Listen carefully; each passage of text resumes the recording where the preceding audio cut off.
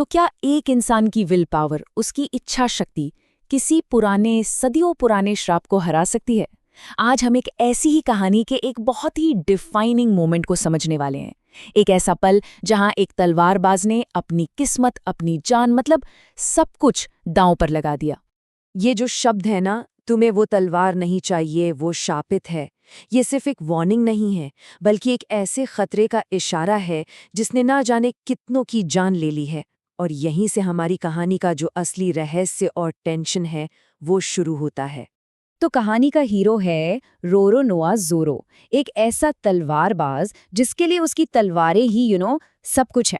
उसके वजूद का, उसकी पहचान का हिस्सा है। और इस वक्त उसे एक शानदार तलवार की बहुत ज्यादा जरूरत है। और फिर होता यह है कि एक दुकान में उसकी नज़र एक बहुत ही खास तलवार पर पड़ती है। अब ये कोई आम ब्लेड नहीं है, बिल्कुल नहीं। ऐसा लगता है जैसे जैसे उसमें एक अजीब सी कशिश हो, एक डाक, एक अंधकारमयी पुकार जो ज़ोरो को अपनी तरफ खींच रही हो। तो चलिए अब बात करते हैं उस शापित कितेत्सु ब्लेड की। ये सिर्फ एक हथियार नहीं है, बल्कि देखा जाए तो ये अपने आप में डर और तबाही की एक जीती जागती कहानी है। तो सवाल ये उठता है कि ये कितेत्सु तलवारें आखिर हैं क्या चीज़? देखिए, इन्हें बनाने वाले कारीगर तो महान थे, उनकी कला का कोई जवाब नहीं था, बेजोड़। लेकिन उनकी बनाई हर एक शानदार तलवार के साथ एक बहुत ही दुखद, एक जानलेवा श्राप भी जुड़ा हुआ था। मतलब खूबसूरती और मौत का एक बड़ा ही अजीब कॉम्बिनेशन। इस तलवार का जो इतिहास है ना, वो खून से लिखा गया है। इसका हर मालिक, मतलब जिसने भी इसे रखा, उसका अंत बहुत ही दर्दनाक हुआ है। और ये कोई कहानी नहीं है, कोई किंवदंती नहीं है, ये एक हकीकत है। और यही वो वजह है कि कोई भी समझदार तलवारबाज इससे दूर, बहुत दूर रहता है। अब दुकानदार भी जाहिर है पैसे के लिए किसी की जान खतरे में तो नहीं डालना चाहता। उसका ये साफ साफ मना करना, ये अपने आप में इस बात का सबूत है कि ये शराब सिर्फ कोई सुनी सुनाई कहानी नहीं है, बल्कि एक कड़वी जानलेवा सच्चाई है। तो अब यहाँ पर मुकाबला एकदम सीधा है, दो ताकतों के बीच। एक तरफ है तलवार का वो घातक श्राप जो अपने मालिक को ही निगल जाता है, और दूसरे तरफ है ज़ोरो की अटूट इच्छा शक्ति, उसका वो इरादा जो दुनिया की सबसे बड़ी ताकत बनना चाहता है। लेकिन ज़ोरो, वो पीछे हटने वालों में से है ही नहीं। जहां दूसरे लोग डर कर भाग जाते हैं, ज़ोरो वही एक कदम आगे बढ़ाता है। और अब वो एक ऐसा दाव खेलने जा रहा है, एक ऐसा गैम्बल जो उसकी किस्मत का फैसला कर देगा। तो सवाल वही है, क्या ज्यादा मजबूत है, एक सदियों पुराना श्राप या फिर एक अकेले इंसान का फौलादी इरादा?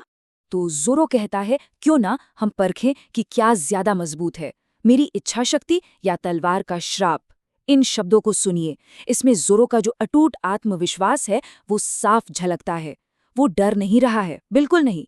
वो तो किस्मत को सीधे सीधे आमने सामने चुनौती दे रहा है।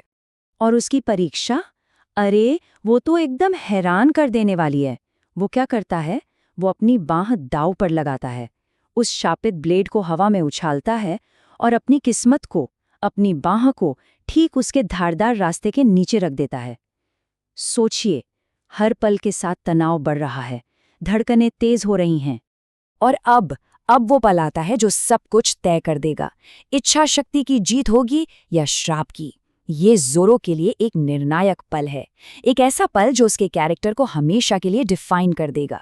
हवा में घूमती वो मौत की धार, ब्लेड घूम रहा है, और ठीक उसके नीचे ज़ोरो की एकदम बेखौफ बांह। ऐसा लगता है जैसे वक्त थम गया हो, सबकी सांसें अटकी हुई हैं। क्या होगा? और फिर वो होता है जिसकी किसी ने कल्पना भी नहीं की थी। ब्लेड ज़ोरो की बांह को बिना छुए उसके चारों ओर एक घेरा बनाता है और बगल से गुजर जाता है। अविश्वसनीय, मतलब उसने श्राप को हरा दिया, उसने मौत पर काबू पा लिया। लेकिन एक मिनट, ये सिर्फ किस्मत का खेल नहीं था। नहीं, ये ज़ोरो की फौलादी इच्छा शक्ति की जीत थी।